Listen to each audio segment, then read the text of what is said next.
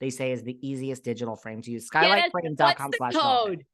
There's no code, just .com/velvet. Sam got you this 5-star reservation, and all he got was a shitty skylight frame that basically hooks up to your phone. Oh, I love skylight frame. Honestly, I really do love this. I have double, and that's why I'm giving him one. Here. I would have preferred a case of bubbly or a cashmere cardigan from Twins. Twins.com/velvet. Relief band at this point, because I'm nauseous from this conversation. Before we move on to some topics, just quickly, I have not read up on Leah's lawsuit, but what did you guys think overall of the Vanity Fair article? Sam, you go first, because I'm curious about your it. I did read it. I thought it was sort of anticlimactic. I didn't think there was that much new information or anything that was like blew me away or like, you know, was so salacious that left me speechless. I think it was, I'm trying to remember specific details. Guess who else trashed the Vanity Fair article? One of the main contributors, the one, Ebony? the only, Bethany Frankel. She trashed it? She's now, because it didn't pack the punch that she was hoping for. Right. She has just spoken out to say, oh, I agree, that really fell flat. Hey, she didn't trash it. She basically is trying to backtrack and say that she was never the main focus of it. She's trying to deflect from the fact that it was a nothing burger.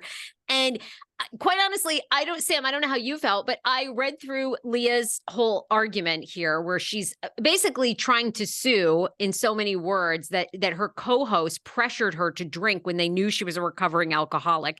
And she implies that, you know, Andy was disappointed that she wasn't drinking again.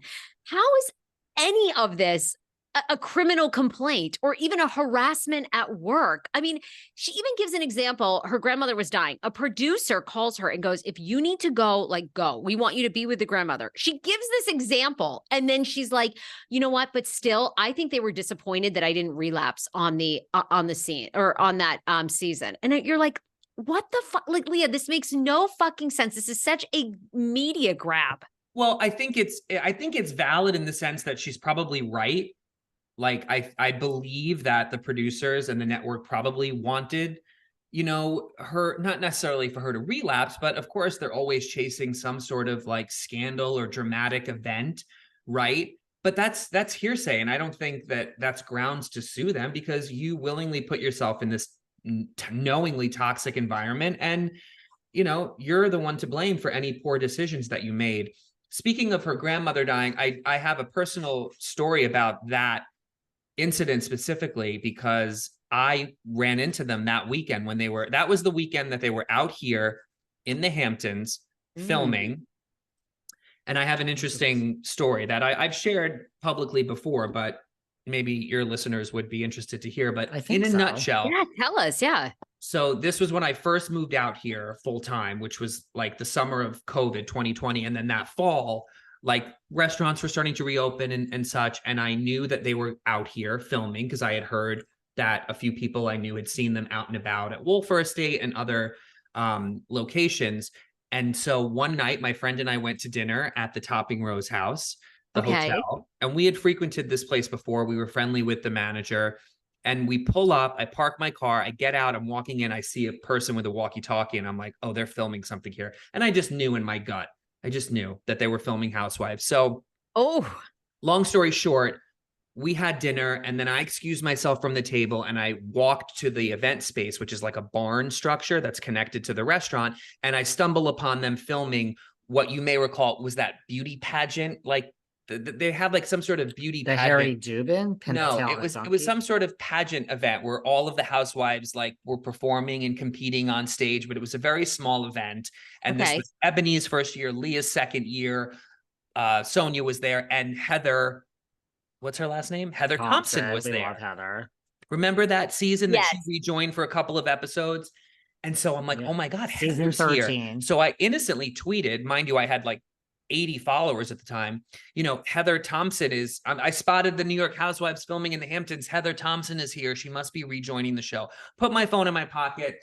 Cameras go down. I walk in. I introduce myself to Sonia, who I sort of knew like through You Poor Thing. No, I like Sonia. I love Sonia. Sonia then invites me to You're join the them. only one. Sonia then invites me to join them Ooh. for a drink. I'm literally, before my butt hits the seat, the producers ambush me. They're like, this is a closed set, COVID, strict policies. Get the fuck out of here. I said, okay, here's my card. Can you please just give my number to Sonia? Tell her to call me when you're done. Have her meet us in the restaurant for a drink. No sooner do I get back to my seat, I open my phone. My tweet had somehow gone viral because I broke the news that Heather was back on the show. It wasn't public yet. Reality T picked it up. Reality Look, all these bloggers pick it up.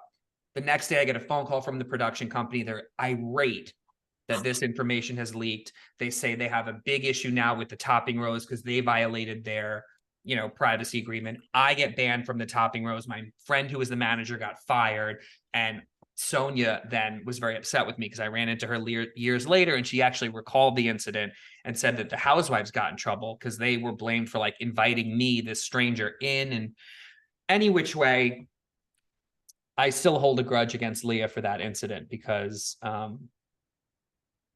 somehow it was her fault. Somehow it was her fault. How did it I hold a grudge. How did we First get of here? all, let me tell you something. Sonia also hates me. Cut that whole. Really? No, I like that.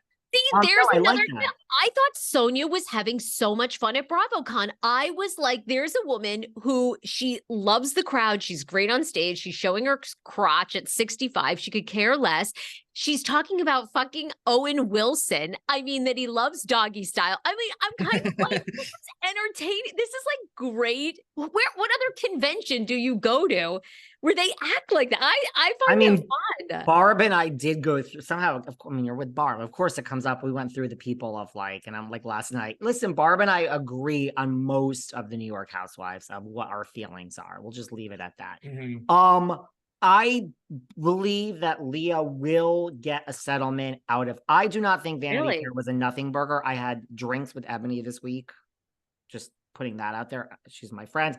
I don't think it was a nothing burger. I took everything she said very seriously. I think Leah is a total fool lunatic, but I do think Leah is going to get a settlement out of court. Now, I know Leah's lawyer, and he is literally in like, he's a crazy shark.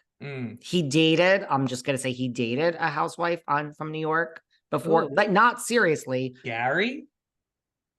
Yeah, he dated one of them. Do you know who he dated? Yeah, I know who he is. Barb. He went on a few dates with Barb. Yeah. So he's supposed to be a crazy, psychotic lawyer. She's going to get a settlement. That's just my opinion. I'm not saying she has a case. I think she says she's never going to take a settlement. That's bullshit when there's money in front of you for your daughter. What is she asking for then? I don't, there's no lawsuit yet. She wants them to go all the way to trial. So therefore Bravo has to be exposed, right? Because we obviously know, like, part of the reason that trials, David knows this from being a lawyer, cases don't go to trial. NeNe Leakes, for example, is because then they have to, you can audit so many things, right? They have to turn over emails. They have to turn over all these things. If you settle, none of that comes to light, right? And then there's usually some sort of agreement